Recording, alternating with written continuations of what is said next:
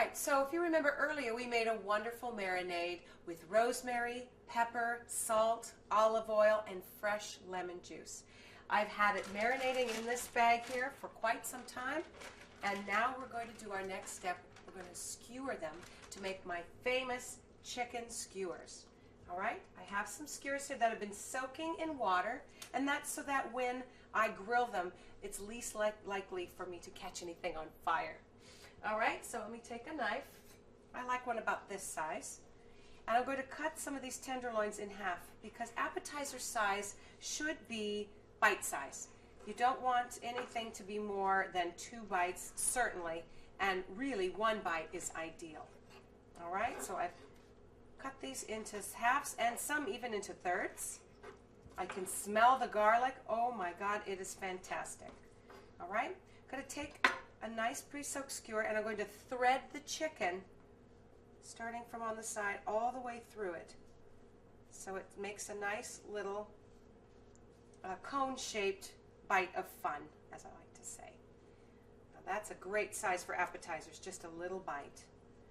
Now for entree size, you can certainly use the full tenderloin of the chicken and skewer it and grill it. Counterwise, if you wanted to make them even smaller, you can use your kitchen shears or you can use your utility scissors, and you can actually cut the skewer down to make them even smaller so they're almost toothpick size. I would recommend doing that beforehand though, so that you don't have to deal with chicken juice and all that. You notice that I have my food handler gloves on because I like to avoid cross-contamination whenever you're working with any kind of raw food, specifically poultry, turkey, chicken, what have you, and also fish, and of course beef. You want to make sure that you protect yourself and your counter from any kind of bacteria that may be traveling. So I use a nice big cutting board, preferably wood, which is a nice porous, easily scrubbed wood. Okay, while I was chatting, wasn't that fast?